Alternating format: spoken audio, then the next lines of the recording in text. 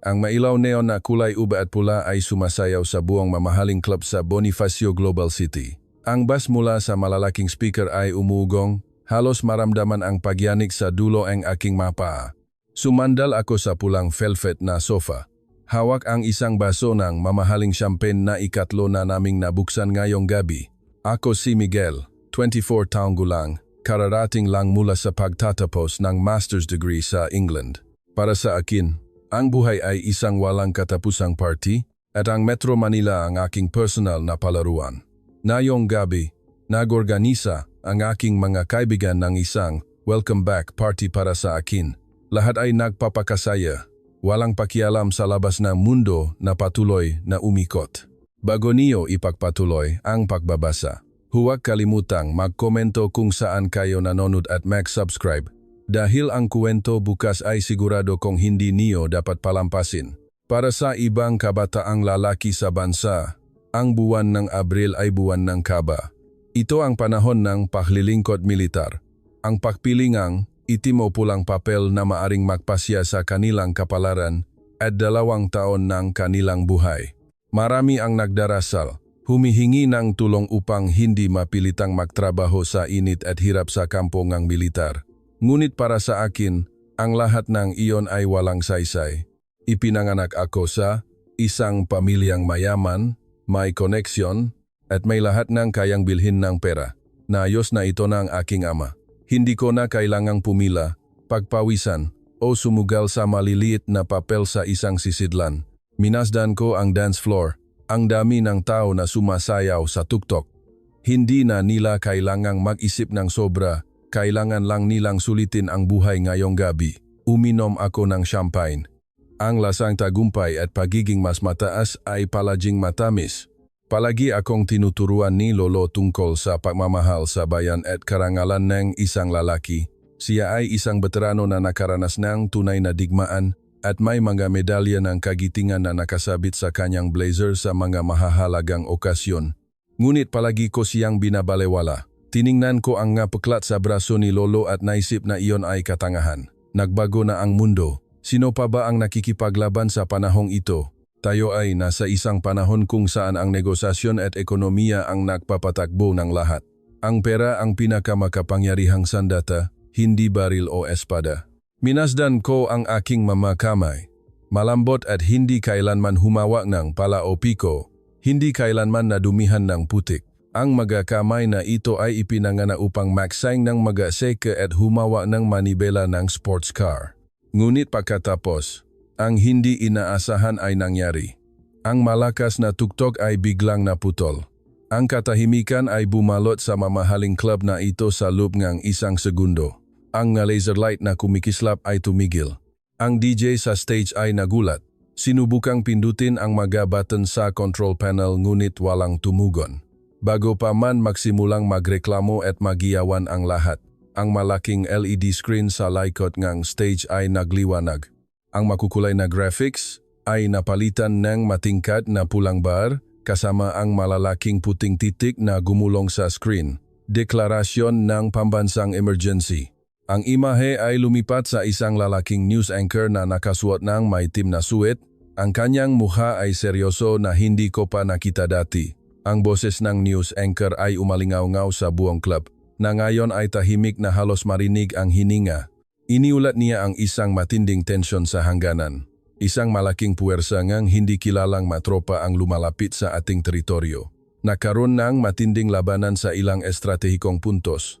Nagdeklara ang gobyerno ng agarang mobilisasyon, nagutos ng pagkansela nga, maga holiday nga lahat ng opisyal ng militar at pulis. At naghanda sa pinakamataas na antas.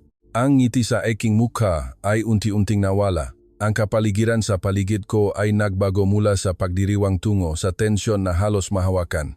Ang hangin sa club na dati malamig mula sa mamahaling air conditioner ay biglang naging masikip. Halos hindi ako makahinga.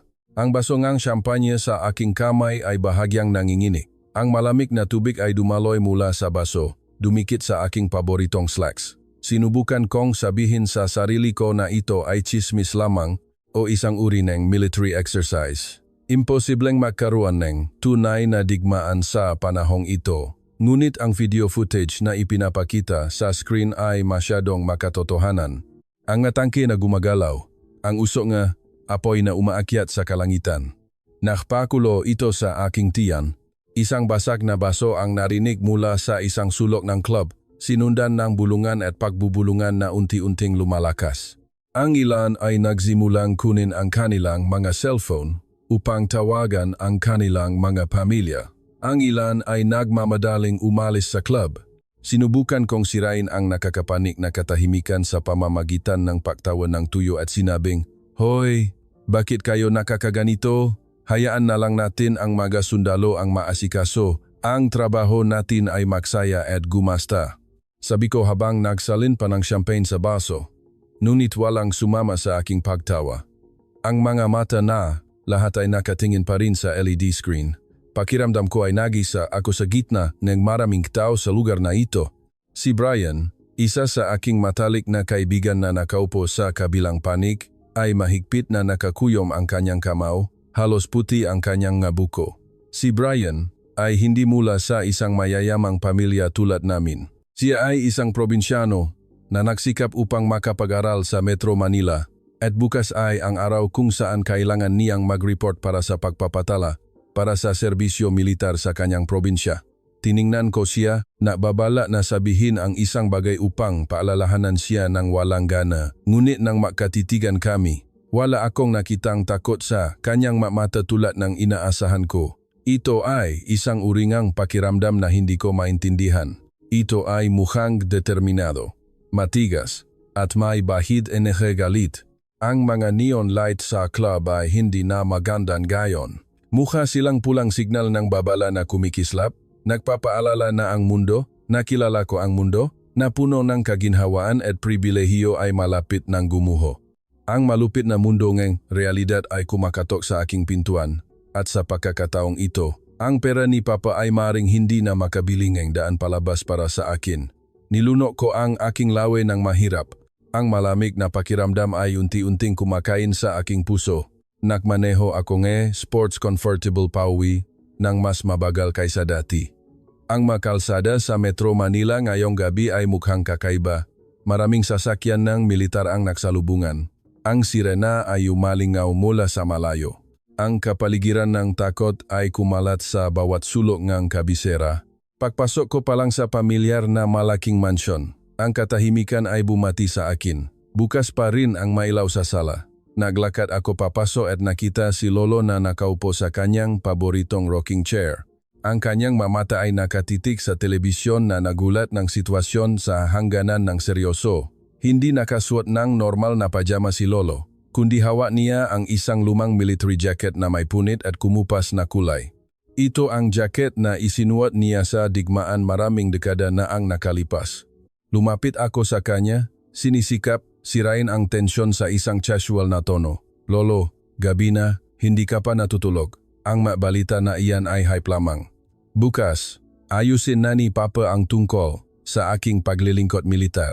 Hindi mo na kailangang maalala sa akin, Lolo." Tumingin sa akin si Lolo. Ang kanyang mata ay walang anumang ginhawa o pagmamalaki. Ito ay mamatang puno ng malalim na pagkabigo. Nagbuntong hininga siya ng mahaba bago nagsalita sa isang paos ngunit matatak na boses. "Miguel, sa tingin mo ba ang pera ng iyong ama ay kayang bilhin ang lahat ng bagay sa mundong ito? Sa oras na nasa panganib ang bayan, ang pera ay walang iba kundi lumang papel lang, apo." Kumunot ang nuko, nainis na sinermonan, na parang kindergarten. "Naku Lolo, sa panahong ito, hindi na sila nakikipaglaban ng espada laban sa espada. May hukbong militar ang ating bansa, may ibang tao na handang gampanan ang tungkuling iyan. Bakit ko pa kailangang isakripisyo ang aking buhay? Nagtapos ako sa ibang bansa, kaya kong magbigay ng mas malaking benepisyo sa ekonomiya nga ating bansa kaysa sa paglalakat ng may dalang baril sa init. Ang karangalan at responsibilidad ay hindi maaring ipasa sa iba."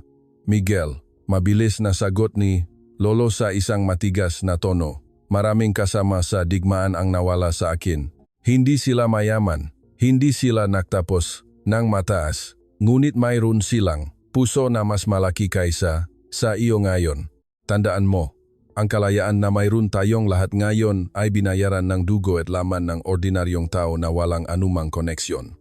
Ang mga salita ni Lolo ay parang sampal sa aking mukha. Ayaw kong makipagtalo pa kaya lumayo ako at umakyat sa hagdan patungo sa aking silid at malakas na isinara ang pinto. Bumaksa ako sa malambot na kama, kinuha ang aking smartphone. Umaasang makakita ang nakakatawang video upang makalimutan ang lahat ng kabaliwan. Ngunit ang bawat social media platform ay puno nga ang hashtags tungkol sa pagtatanggol sa bayan. Ang Twitter, Facebook, TikTok ay puno nga video nga mga kabataan sa buong bansa na nag-usap tungkol sa matinding sitwasyon. Nagpasya akong tawagan si Brian, ang aking matalik na kaibigan na kakatapos lang naming magiwalay sa mamahaling club. Ang ringtone ay tumunong ng matagal bago sinagot ni Brian. Hello, Miguel, bakit? Ang kanyang boses ay tila kalmado at mas tahimik kaysa sa inaasahan ko. Nakarating ka na ba sa kwarto mo? Tungkol bukas, anong gagawin mo? Gusto mo bang pahiramin kita ng pera para makabayad ng kapalit? Pwede kong ipaayos kay Papa para sa iyo para hindi mo na kailangang sumugal sa pagpiling ng itim o pulang papel. Inalok ko ang tulong sa isang tunay na mabuting hangarin sa sarili kong paraan. Tumahimik si Brian ng ilang sandali bago sumagot sa isang boses na nagpatindig ng balahibo ko. Maraming salamat kaibigan sa iyong mabuting hangarin. Ngunit nakapagpasya na ako. Bukas, hindi ako pipili nga itim o pulang papel. Ha? Bakit? May nahanap ka ng ibang paraan? Tanong ko ng labis na nagulat. Hindi. Magboboluntaryo akong maging sundalo. Ang sagot ni Brian ay parang kidlat na tumama sa gitna ng aking puso. Nabalif ka na ba, Brian? Sa ganitong kaguluhan, kung magboboluntaryo ka, diretso kang ipadadala sa hangganan. Napakatas ng sansa mong mamatay. Sigurado ka na ba sa desisyon mo? Kung ganyan ang iniisip ngang lahat, kung lahat ay susubukan na tumakas at iligtas ang sarili, sino ang magtatanggol sa aking bayan? Sino ang magtatanggol sa aking pamilya? Miguel? Sagot ni Brian ng matatag at walang pag-aalinlangan.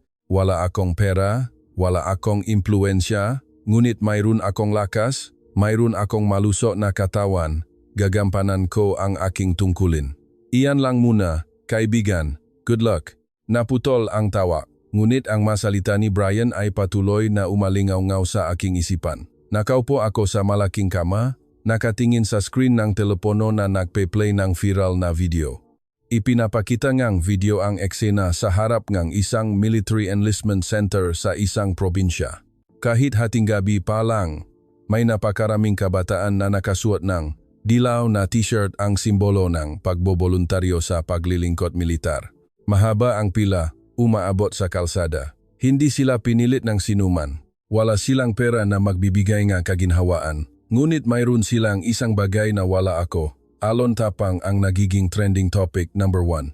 Ang malarawan ng mamakabataan, manggagawa, maging ang nakikitabilang, tambay o factory workers ay naglalakad ng makahawa kamay upang magpatala bilang voluntaryong sundalo ng walang humpay. Ang ilan ay yumayakap sa kanilang ina, umiyak, ngunit ito ay luhangang pagmamalaki, hindi ngang pagkawala. Ang ilan ay may ngiting determinado at mga matang matatag. Pakiramdam ko ay may matigas na bato na nakabara sa aking lalamunan. Ang kapalaluan at mataas na ego na pinanghawakan ko sa buong buhay ko ay biglang naging walang halaga at kahabag-habag. Paulit-ulit kong sinabi sa sarili ko na tama ang ginawa ko sa paggamit ng pra upang ayusin ang problema, ngunit sa kaibuturan ng aking puso, alam kong tumatakas ako. Ako ay natatalo sa mga taong pinahihinaan ko noon. Ang sikat na araw sa umaga ay sumisilip sa aking marangyang silid tulugan, ngunit hindi nito kayang paalisin ang dilim sa aking puso. Sa buong gabi, halos hindi ako natulog. Ang imahe ang alon ng tapang sa screen ng telepono at ang determinadong boses ni Brian ay patuloy na bumabalik. Tumuno ang aking cellphone, pumutol sa aking pag-isip. Kinuha ko ito, ipinapakita ang pangalan ni Papa. Sinagot ko ang tawag ng mabigat ang loop. Miguel, naayos ko na ang lahat. Anak, malakas na boses ni Papa, puno ng kumpiyansa. Alas 10, pumunta ka sa enlistment center sa ating distrito. Hanapin si Colonel Reyes. Nakausap ko na siya. Pumunta ka doon para pirmahan ang exemption papers at bumalik ka na sa bahay para magpahinga. Huwag kang tumayo sa init, baka masira ang balat mo. Naiintindihan mo ba? Opo, Papa. Maikli kong sagot bago binaba ang tawag. Naglakad ako patungo sa malaking salamin, tinitignan ang aking refleksyon. Isang binatang may magandang kutis, nakasuot ng mamahaling branded shirt, ang buhok ay maayos na nakatayo. Lahat ay mukhang perpekto, walang bahid dungis. Ngunit ngayon, bakit ganito ang galit ko sa lalaking ito sa salamin? Ako ay isang duwag na nagtatago sa likod ng padan ng pera ng aking pamilya, habang ang aking kaibigan at libo-libo pang kabataan ay lumalabas upang harapin ang kamatayan. Nagsuklay ako ngayon, itim na salamin upang itago ang aking pagod at naguguluhang mga mata bago kinuha ang susingan, sports car at umalis ng bahay. Nang makarating ako sa enlistment center, ang tanawin sa harapan ko ay nagpatapa sa akin ng preno. Halos huminto ang kotse. Hindi ito ang tahimik o puno ng takot na kapaligiran na naisip ko. Ang malaking plaza ng paralan ay naging isang dilaw na dagat. Napakaraming kabataan at manggagawa na nakasuot ng dilaw na t-shirt ang nakapila ng maayos at matatag. Walang umiyak, walang nagdadala ng maanting-anting upang humingi ng kaligtasan. Lahat ay may dalang ID at puso na handang magsakripisyo. Pinatay ko ang makina, lumabas ng kotse. Ang tugtog ng march ng militar na umalinggong mula sa mga speaker ay nagpapabilis ng aking pulso. Ang hangin sa umaga ay nagsisimulang uminit, ngunit walang nagrereklamo sa pila. Naglakad ako sa gitnang maraming tao, sinisikap iwasan ang matingin. Napansin ko ang isang binata na nakasuot ng dilaw na t-shirt, nakaluhod na yumayakap sa paanan ng kanyang ina. Isang babaeng nasa edad na nakasuot ng lumang damit ay hinimas ang ulo ng kanyang anak nang nanginginig ang makamay. Umiyak siya, ngunit ito ay luha ng pagmamalaki, hindi ng pagkawala. Gawin mo ang iyong tungkulin ng maayos, anak. Hihintayin ka ni inay dito. Ang maikling salita niya ay nagsimulang tunawin ang pader ng yelo sa aking puso. Wala silang pera, wala silang koneksyon, ngunit mayroon silang tapang na hindi ko kayang bilhin ng pera. Mabilis akong lumayo, dumiretso sa ng command center na may karatula na para sa mga espesyal na individual. Naghihintay na si Colonel Reyes para sa akin na may ngiting nakangiti. Mabilis siyang humilang ang upuan para sa akin, kasama ang isang brown na folder and dokumento. Magandang umaga, Ginong Miguel. Maupo po kayo. Narito po ang sertipiko ng medical na kondisyon na nagsasaad na mayroon kayong sakit na hindi kayang sumailalim sa military training. Pirmahan lang po ninyo dito at makakauwi na kayo. Kami na po ang bahala sa iba pang detalye para sa inyong ama. Tiningnan ko ang panulat na inabot niya sa akin. Ito ay isang kumikinang na gintong panulat. Kinuha ko ito sa aking kamay. Ang dulongang panulat ay nakatutok sa linyang may patlang sa papel. Isang iglap lang ng aking pulso at makakabalik na ako sa aking dating mundo. Ang mundo na ligtas at comfortable. Ang mundo kung saan maari akong mamuhay bilang isang hari. Ngunit biglang, ang larawan ng mapaklat sa braso ni Lolo ay sumulpot sa aking isipan. Sinundan ng masalita ni Brian na nagtanong, sino ang magtatanggol sa aking pamilya? Ang hiyawan ng pagre-report ng voluntaryo sa labas ay umalingaw-ngaw. Huminga ako ng malalim. Ang amoy ng pawis, alikabok at determinasyon ay sumasama sa hangin. Sa gitna ng ingay, narinig ko ang pinting ng aking sariling puso. Hindi ito dahil sa takot, kundi dahil sa pananabik at isang bagong nahanap na layunin. Nagangat ako ngang tingin kay Colonel Reyes. Sumulyap sa likod niya, patungo sa dilaw na alon ng mga tao na umabot hanggang sa abot tanaw. Sila ay mga kapwa Filipino tulad ko. Humihingang parehong hangin, naglalakad sa isang lupain.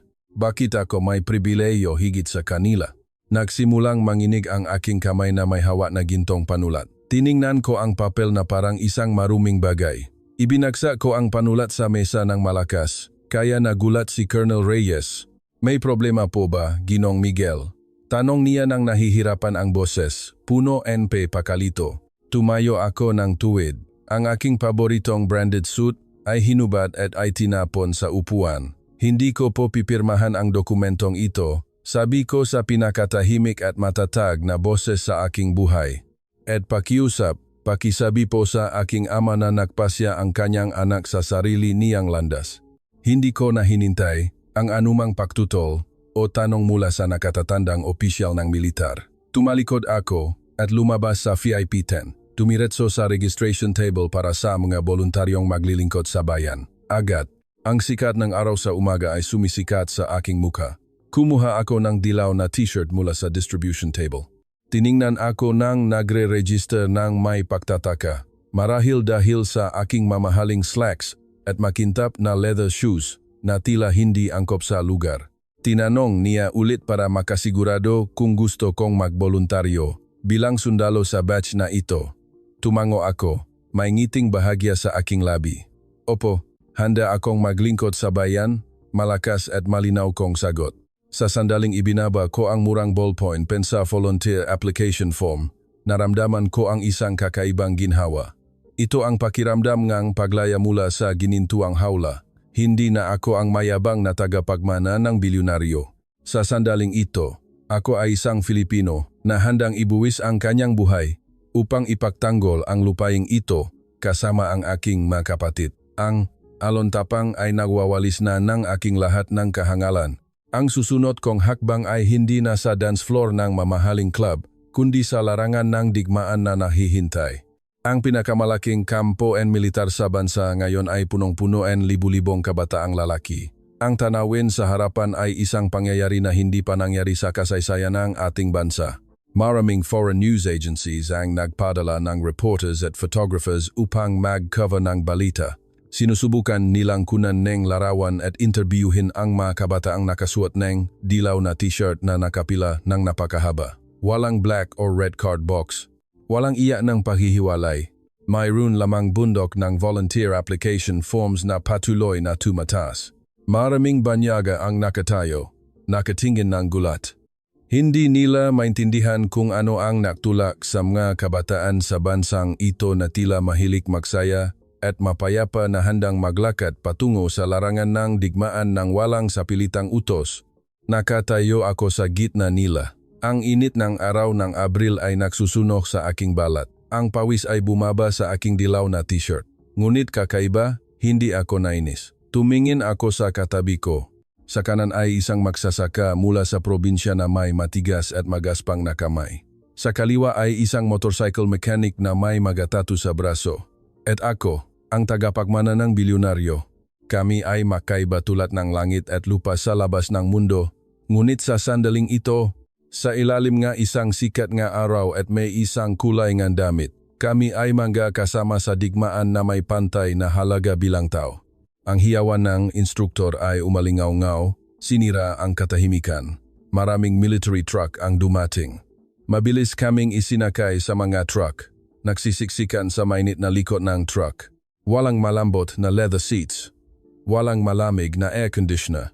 Mayroon lamang amoy ng uso ng tambutso at amoy ng pawis ng malalaki.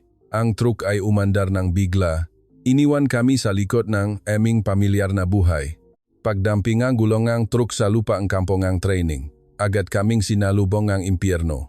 Ang hiyawan, ang tunog ng sipol, at ang utos na tumakbo, dumapa, at gumapang ay sunod-sunod na narinig. Halos hindi ko na maintindihan. Sinubukan kong makasabay sa iba, ngunit ang baho at mabigat na combat boots ay halos saksakin ang aking sakong nakduruko. Ang aking katawan na sanay sa pag-inom ng alak sa air-conditioned na silid ay matinding nagpoprotesta. Ang puso ko ay bumibilis. Halos lumabas sa aking dibdib. Ang aking baga ay humihinga ng mabilis ngunit tila hindi sapat. Ang electric clipper ay gumapang sa aking buhok ng walang awa. Ang buhok na inalagaan ng isang sikat na hairdresser ay nahulog at sumama sa buhok ng iba sa sementadong sahig. Tiningnan ko ang aking refleksyon sa maruming salamin. Ang gwapong binata na may cool na hairstyle ay wala na. Ang natira ay isang lalaking kalbo na nakasuot ng maluwag na berdeng military uniform. Ito ang pagbabalat sibuyas. Ang pagwasak sa lahat ng pagkakakilanlan at ego na dati kong pinanghawakan. Walang ginu, walang anak mayaman sa kampong ito. Ang ranggo at pera ay walang halaga. Lahat ay nagsisimula sa zero. Ang training ay lalong lumala bawat oras.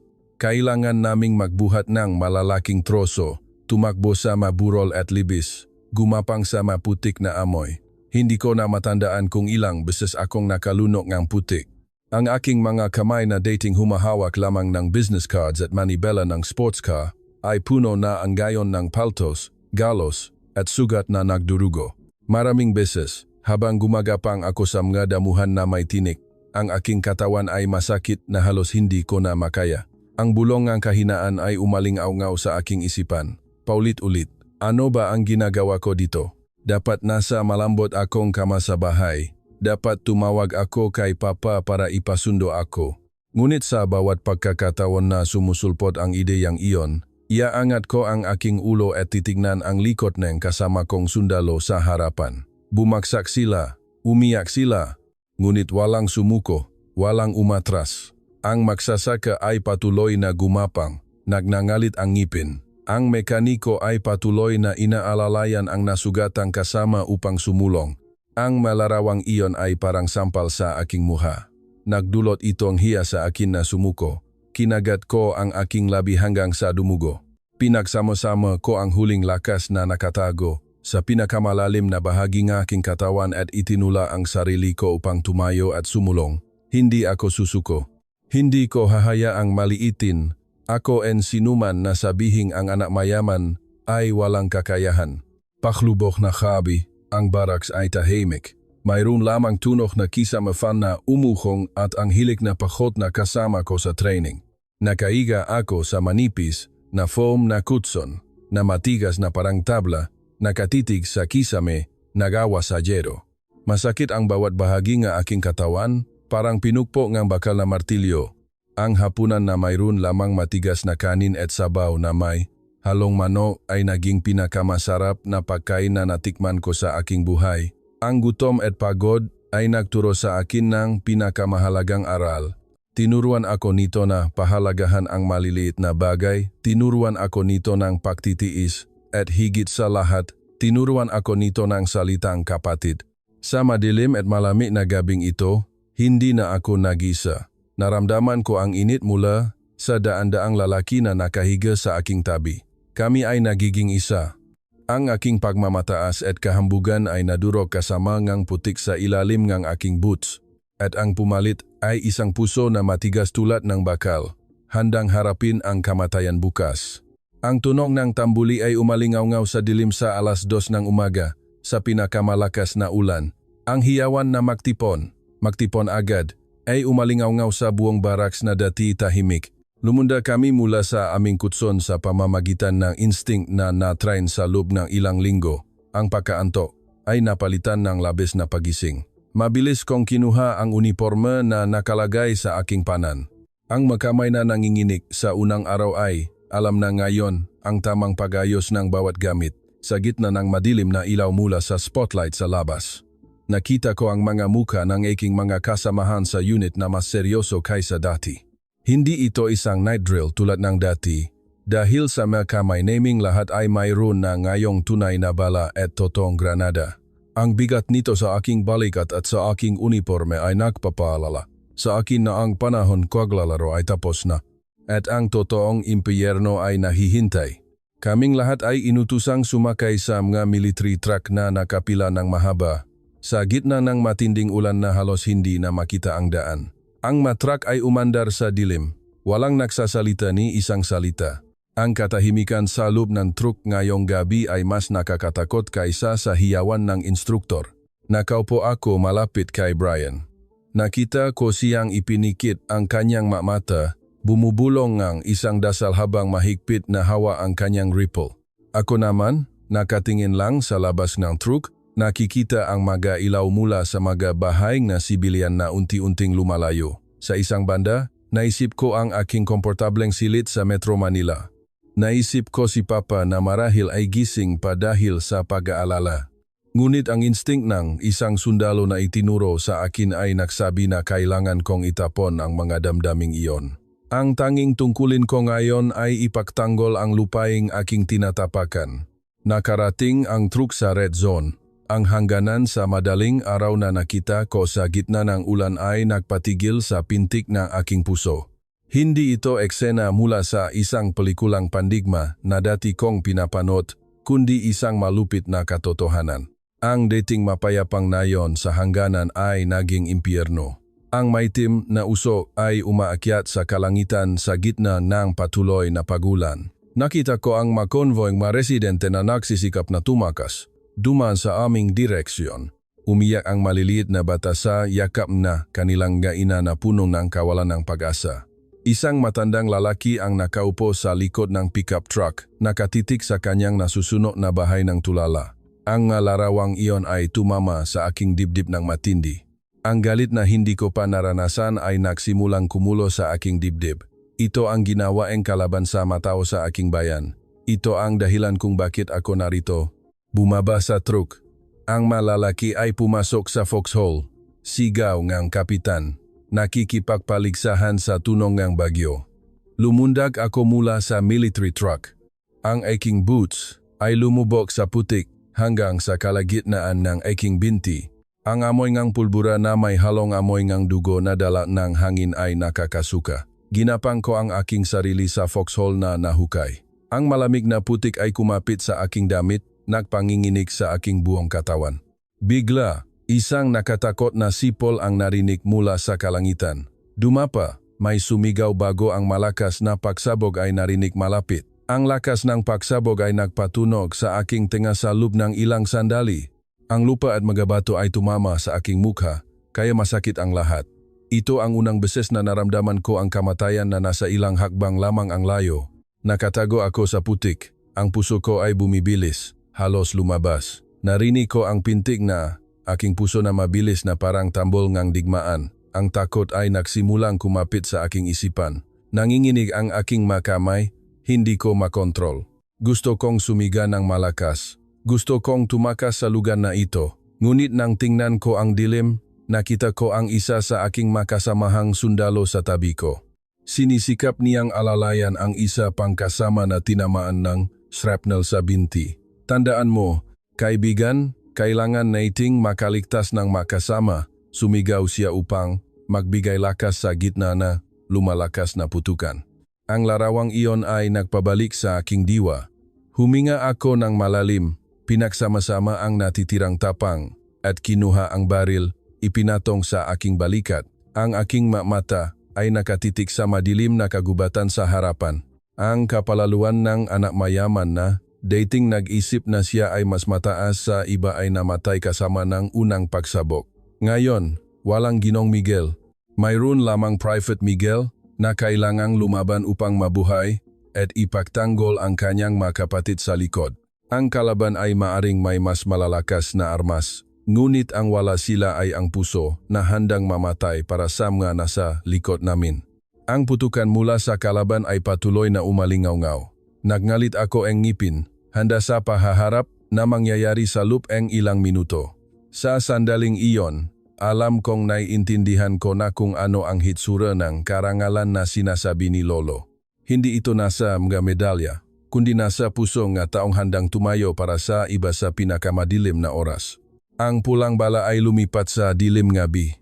Ang matinding ulan ay patuloy na bumabagsak. Ang putukan ng machine gun mula sa kabilang panig ng kagubatan ay mabilis na umalingaw-ngaw tulad ng tunog ng kamatayan na nagtatawanan sa amin. Ang putik at bato ay tumatama sa aking mukha sa bawat pagtama ng bala sa lupa. Hindi na ito isang training. Ang target nila ay hindi na papel, kundi buhay ng bawat isa sa amin. Huminga ako ng malalim. Ang amoy ng pulbura at usok ay kumalat sa buong lugar. Itinaas ko ang aking rifle sa aking balikat. Ang aking hintuturo ay dumikit sa trigger, bahagyang nanginginig dahil sa pananabik at takot na nagahalo.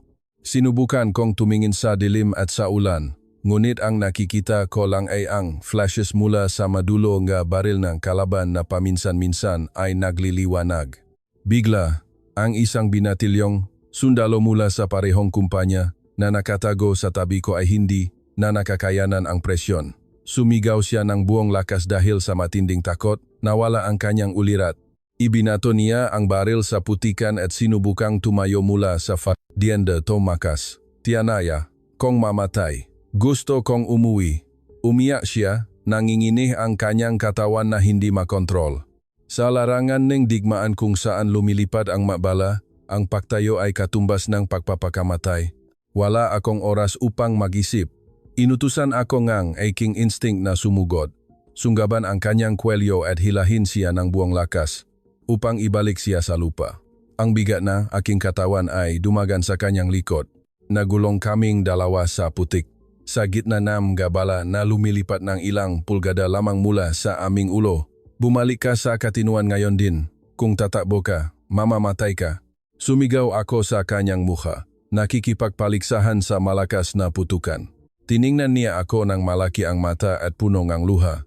Ngunit takot ako. Mas marami sila kaysa sa atin. Hindi natin sila kayang talunin.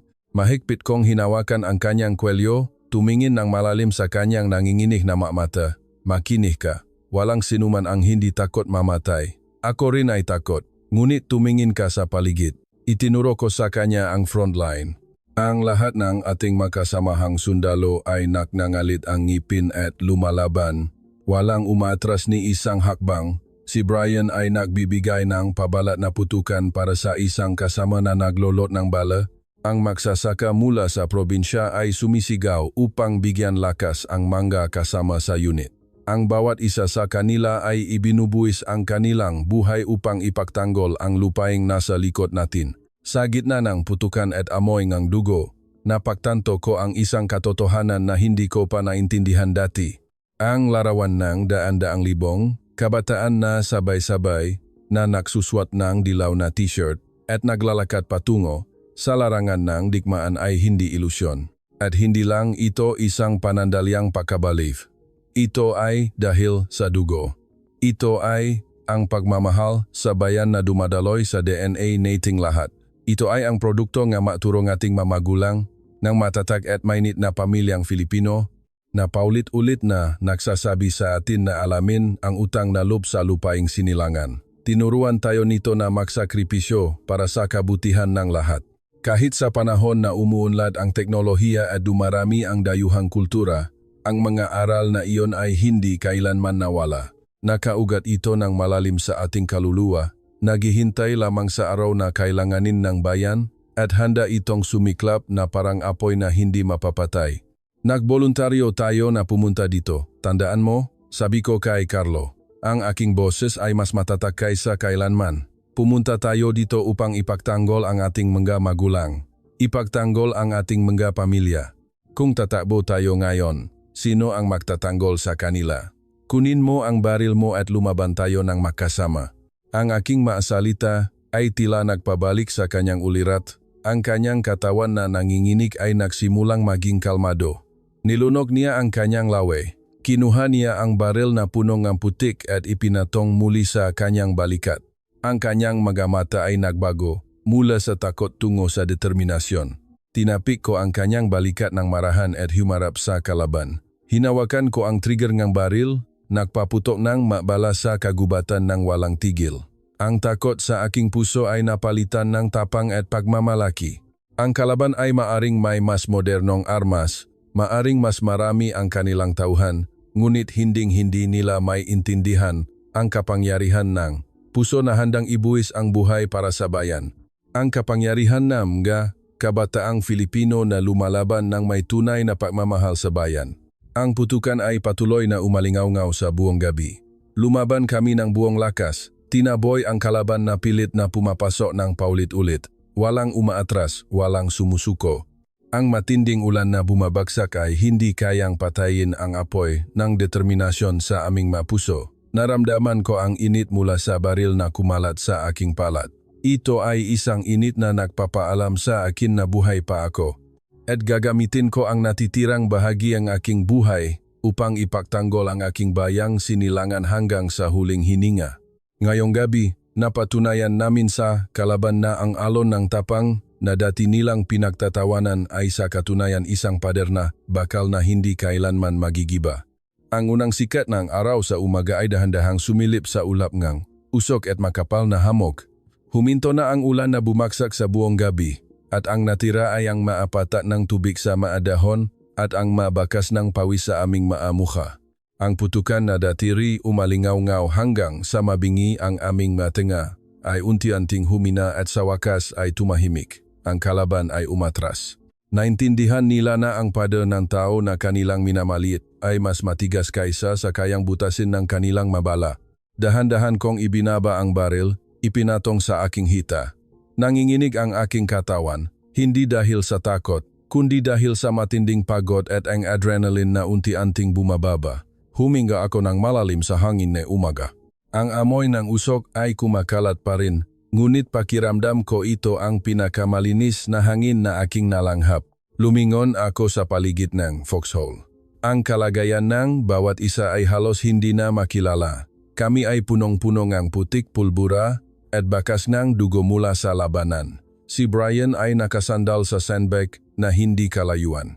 Ang kanyang mukha ay may galos at bahagyang nagdurugo sa sulok ng labi, ngunit ngumiti siya ng malapat sa akin.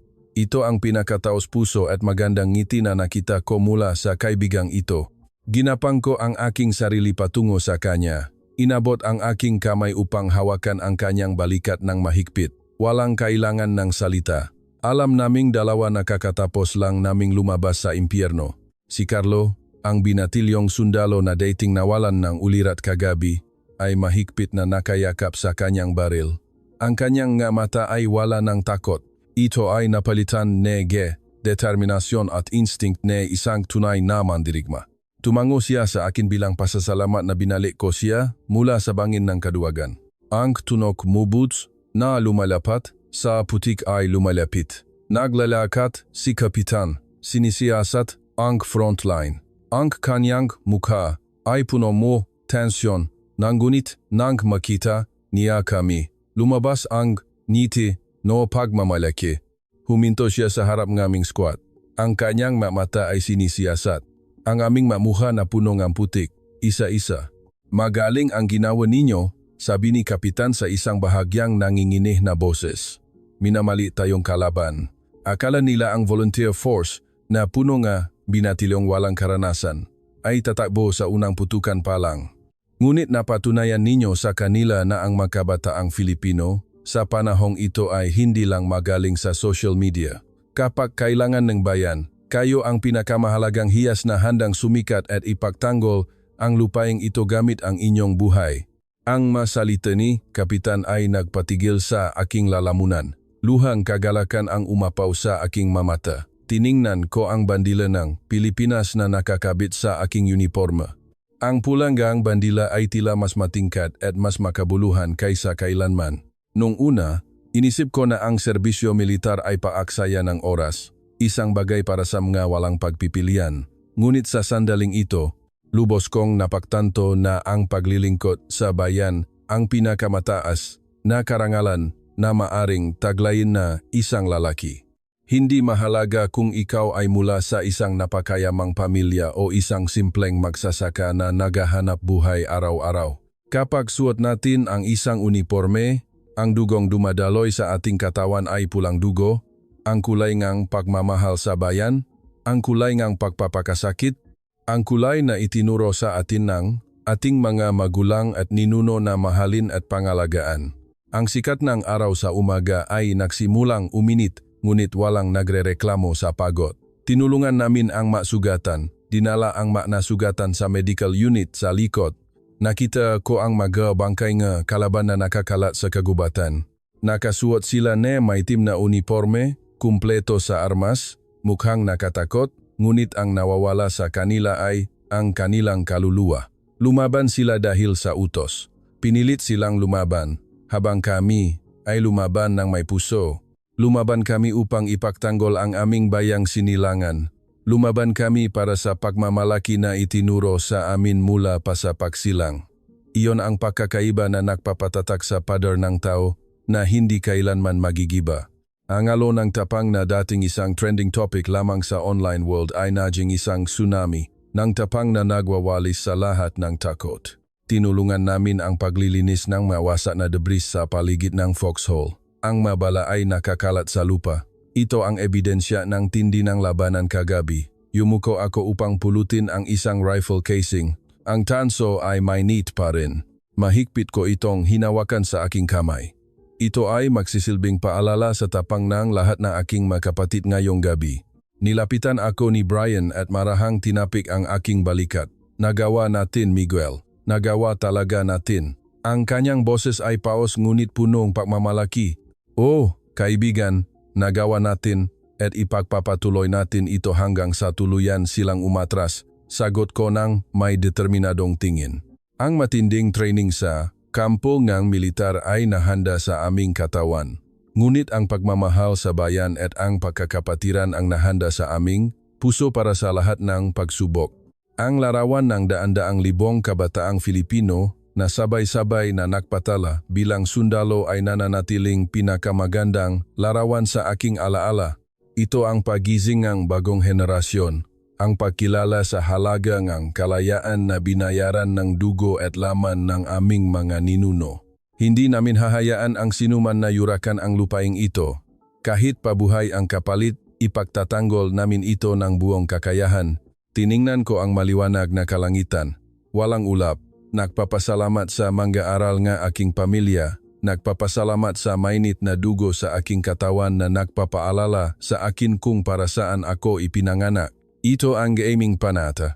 Ang alon ng tapang ng Pilipinas na handang tumayo ng buong pagmamalaki at hindi kailanman yuyuko. Ang mainit na hangin ng Abril ay humahampas sa larangan ng digmaan, dala ang amoy ng usok at alikabok na kumakalat sa buong lugar. Ang balita ng aming tagumpay kagabi, ang volunteer force na tinatawag na alon ng tapang, ay kumalat sa lahat ng frontline. Hindi lang ito tagumpay sa taktika, kundi tagumpay din sa espiritu na nagbigay lakas sa lahat ng sundalong Filipino. Nagpadala ang command headquarters ng agarang utos. Ang aming squad ay inatasan ng pinakamahalagang misyon, ang lumipat upang sakupin at ipagtanggol ang Hill 405, isang estratehikong punto kung saan makikita ang ruta ng paglisa ng 10,000 sibilyan. Kung mawawala sa amin ang burol na ito, madali nang magagamit ng kalaban ang kanilang artilerya upang bombahin ang konvoy ng nga evacuees na organisa. Kami ng pila, handang sumulong, walang nagrereklamo, wala ng pag-aalinlangan. Mahigpit kong hinawakan ang strap ng aking rifle. Ramdam ko ang bigat nito na pamilyar na sa akin. Ang masugat at galos sa aking katawan ay hindi nagdudulot na sakit kundi naging tulad ng mga medalya ng pagmamalaki na nakaukit sa aking balat. Naglakad kami sa masukal na kagubatan. Ang sikat na araw ay natabunan ng makapal na sanga ng puno. Sa buong daan, nakita ko ang mga wasak na kagamitang militar ngang kalaban na iniwan. Umatras sila ng walang ayos. Iniwan ang kanilang mamahaling mabibigat na armas. Ang malarawang ito ay lalong nagpatibay sa aking paniniwala na ang pinakamahusay na sandata ay hindi gawa sa bakal, kundi gawa sa puso ng mga taong nagmamahal sa bayan. Nang makarating kami sa tuktok ng Hill 105, ang tanawin sa ibaba ay nagpatigil sa aming hininga. Ang konvoy ng mga residente ay mahaba, tulad ng mga langgam na bumabalik sa pugat. May mga matatanda, maliliit na bata, at mga babaeng may karga-kargang sanggol. Sila ay naglalakad ng nakayuko dahil sa pagod, patungo sa ligtas na lugar sa bayan. Bigla, tumuno ang radyo ng squad. Sinagot ni Kapitan ang tawa ng seryoso ang mukha bago sumigaw ng utos, maghanda para sa labanan. Ang kalaban ay nagpapadala ng pangunahing puwersa na may kasamang armored vehicles papunta dito. Husto nilang bavin ang burol na ito. Ang katahimikan ay bumalot sa tuktok ng burol. Mabilis na nagiwa-hiwalay ang lahat, pumuwesto sa kanilang mga sniping positions at foxholes. Dumapa ako sa likod kumalaking bato. Matalim ang tingin sa panang ng burol. Di nagtagal, umalingaw-ngaw ang tunog ng makina na armored vehicles, kasama ang alikabok na umakyat sa kalangitan. Ang puwersa ang kalaban na lumalapit ay mas marami kaysa sa amin. Nakaorganisa sila ng maayos, kumpleto sa armas, mukhang walang awang makina ng pagpatay. Ngunit nang tumingin ako sa aking mga kasamahan sa paligid, walang nagpakita ng takot. Si Brian ay naglulot ng bala sa machine gun ng kalmado. Kinuha ni Carlo ang binoculars upang mag-obserba. Handa na kaming harapin ang malaking bagyo na paparating. Paputok. Ang sigaw ng kapitan, Nakikipaligzahan sa tunog ngang makina. Mahigpit kong hinawakan ang trigger ngang baril. Ang unang bala ay tumama sa target. Ang putukan mula sa aming panig ay umalingaw-ngaw ng sabay-sabay tulad ng tunog ng kidlat. Ang kalaban na papalapit ay napilitang huminto. Sinubukan nilang mapaputo bilang tugon, ngunit dahil sa hindi paborableng posisyon, ang kaya lang nilang gawin ay mapaputo ng wala sa target. Napansin ko ang pagkalito at kaguluhan sa frontline kalaban. Siguro hindi nila inaasahan na ang puwersa na nagtatanggol sa burol na ito ay kayang pigilan ang kanilang pag-atake ng ganito katindi. Ang ilang sundalo nga kalaban ay nagsimulang tumakas. Nagahanap ng kanlungan, iniwan ang kanilang nasugatang kasama. Ang disiplina na dati nilang ipinagmamalaki ay gumuho sa harap ng aming determinasyon. Sa sandaling iyon, isang armored vehicle ng kalaban ang sumubok na lumusot sa aming depensa. Ang malakas na putukan ng machine gun mula sa harap ng sasakyan ay bumato sa malaking bato kung saan ako nagtatago, kaya tumama ang mabato sa aking mukha. Kailangan kong yumuko ng mabilis. Ingat! Armored vehicle. May sumiga. Hindi na nag-aksaya ng oras si Brian. Kinuha niya ang anti-tank rocket launcher, ipinatong sa kanyang balikat, nagnalit ng ngipin. Inasinta ang target sa gitna ng maraming bala na lumilipat. Matatag na nakatayo si Brian, hindi umatras ni isang hakbang. Pumunta ka sa impyerno, bulong niya habang pinipindot ang trigger. Ang rocket ay lumipat sa hangin, direktang tumama sa gilid na armored vehicle. Ang pagsabog ay umalingaw ng malakas. Ang orange na apoy at maitim na usok ay umakyat sa kalangitan. Ang armored vehicle ay tumigil, naging isang bakal na nasusunog. Ang ginawa ni Brian ay parang nadada ng gasolina sa apoy ng aming tapang. Ang hiyawan ng kagalakan ay umalingaw sa buong tuktok ng burol. Tumingin ako sa pamamagitan ng scope ngang baril patungo sa komanda ng kalaban na sumisigaw ng baliw. Sa kanyang natauhan na sumulong, ngunit walang nakikinig. Ang kanyang mukha ay puno ng takot. Malaki ang kanyang mamata, nakatingin sa tuktok ng burol. Nakikita kami na nakatayo sa gitna ng usok ng baril na parang mga demonyo na hindi mamamatay. Sa sandaling iyon, nakatinginan kami. Kahit malayo, naramdaman ko ang takot sa kanyang mata. Hindi siya natalo dahil sa mas mahina ang kanyang armas, kundi natalo siya sa lakas ng loob. Natalo siya sa espiritu ng pagpapakasakit ng mga kabataang Filipino na nagpapababa ng ulo maging sa kamatayan. Huminto sandali ang putukan ng machine gun mula sa panik ng kalaban. Ang nakakapanik na katahimikan ay bumalot muli sa tuktok ng Hill 405. Ngunit alam naming lahat na hindi ito pagsuko. Ang commander ng kalaban na nakulong at galit ay nagutos sa artilleria mula sa likod na bombahin ang aming posisyon. Ang sipolam nga bala ng artilleria ay umalingaw-ngaw sa itaas ng aming ulo, sinundan ng malakas na pagsabog na umalingaw-ngaw sa buong lambak. Ang lupa ay nanginginih ng matindi, tulad ng isang lindol. Ang mabato at buhangin ay lumilipad, tinatakpan ang aming paningin, kaya walang makita maliban sa makapal na kulay abo na usok. Sinubukan naming yumuko ng mas mababa hanggat maaari. Ang pagsabog ay umalingaw ng paulit-ulit sa paligid ko.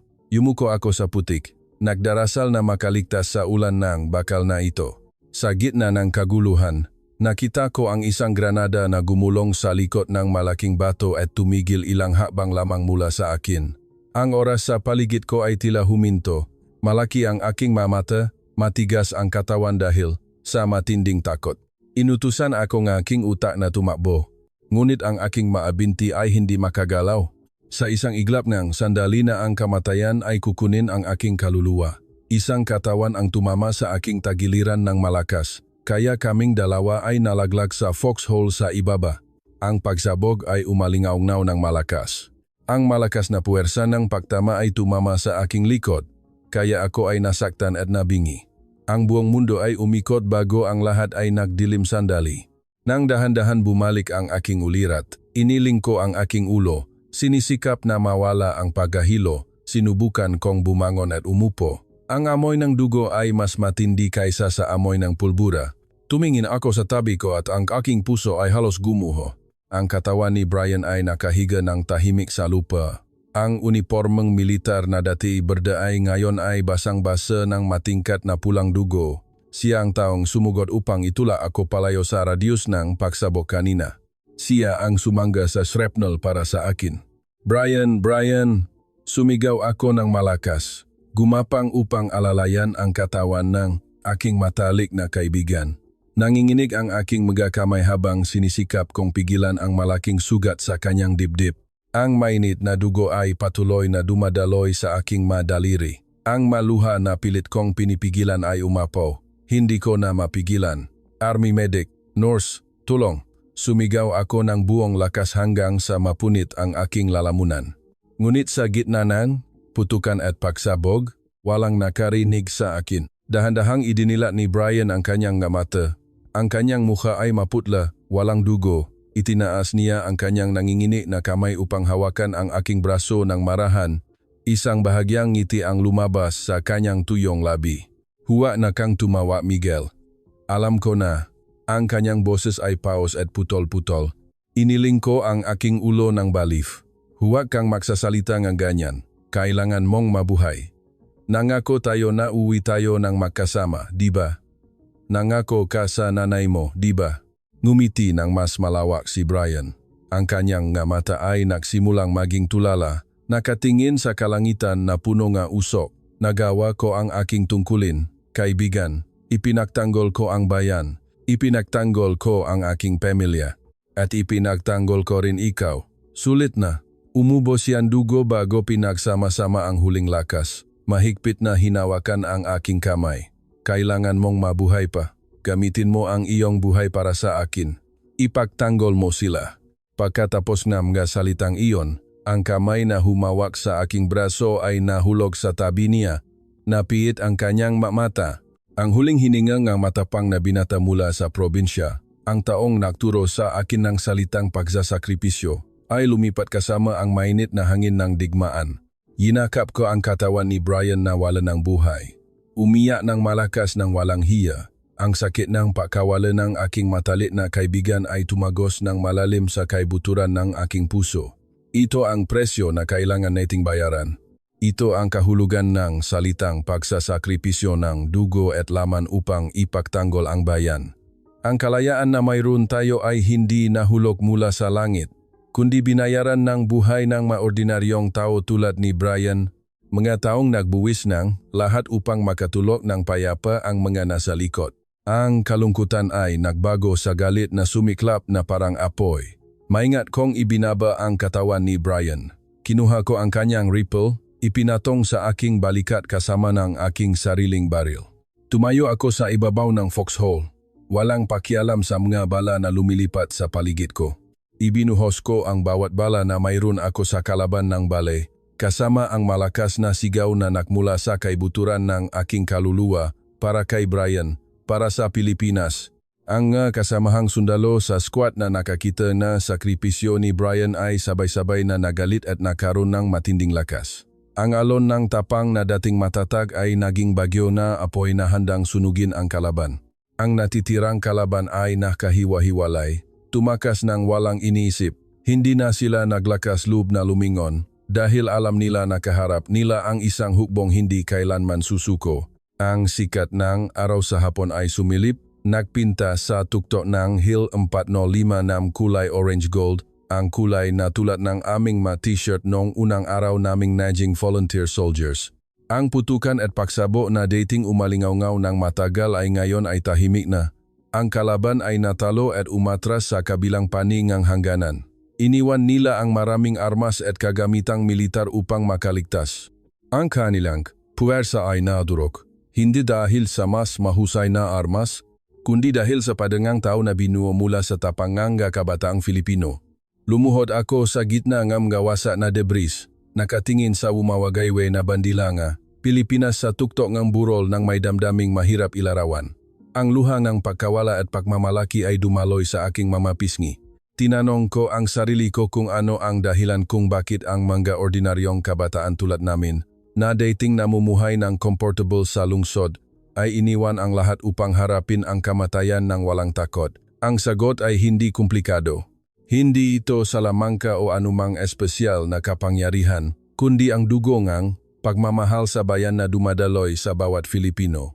Ang mga kabataang Filipino sa panahong ito ay maaring mukhang mahilig magsaya, maaring mukhang walang pakialam sa labas ng mundo, ngunit sa kaibuturan, kami ay tinuruan at pinalaki ng aming mamagulang na matatag at mainit na pamilyang Filipino. Tinuruan nila kami na alamin ang utang na loob sa lupaing sinilangan. Tinuruan nila kami ng pagpapakumbaba at pagpapakasakit para sa kabutihan ng lahat.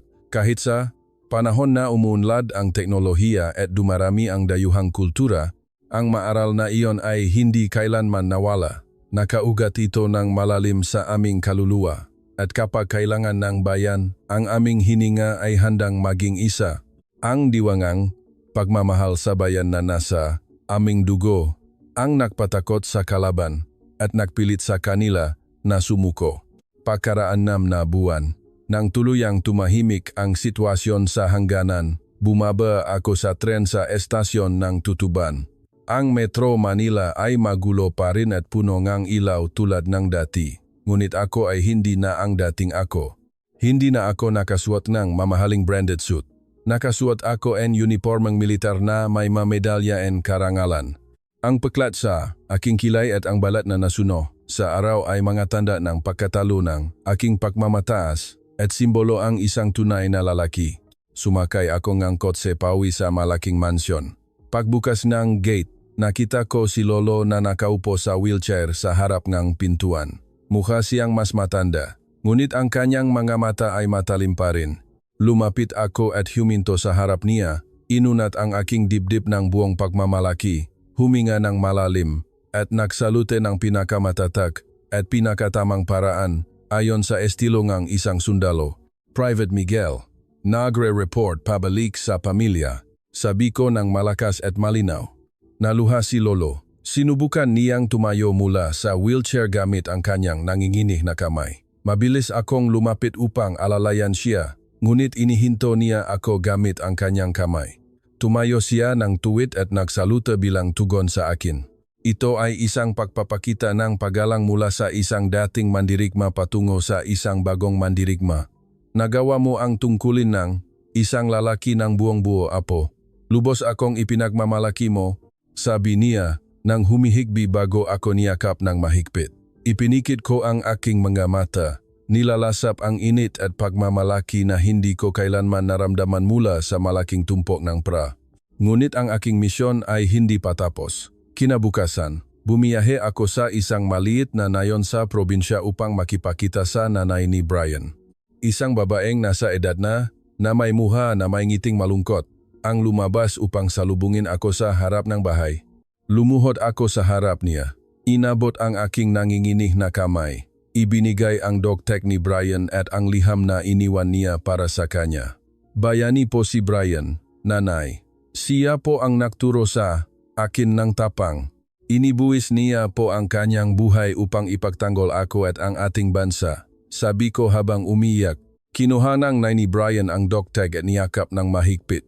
Umiyak siya. Ngunit sa kanyang mata ay may determinasyon at pagmamalaki na nagniningning. Ipinagmamalaki ko si Brian at ipinagmamalaki ko rin ikaw, Miguel. Maraming salamat sa pagdala kay Brian, pabalik kay nanay. Lumabas ako sa bahay ni Brian, tumingala sa malawak na kalangitan. Ngayon, lubos kong naiintindihan na ang kalayaan at kapayapaan na mayroon tayo ay hindi nahulog mula sa langit, kundi sinusuportahan ng buto at laman ng mga ordinaryong tao na may malaking puso. Ang alon na tapang na dating umalingaw-ngaw upang ipagtanggol ang bansa ay mananatiling isang alamat na ipapasa sa mga susunod na henerasyon. Para sa akin, ang serbisyo militar ay hindi pagkawala ng kalayaan, kundi pagtuklas ng tunay na karangalan. Ang itim o pulang papel sa random box ay hindi na mahalaga, dahil ang pinakamahalaga ay hindi ang maliit na piraso ngang papel o ang loto, kundi ang pulang dugo na dumadaloy sa puso nating lahat.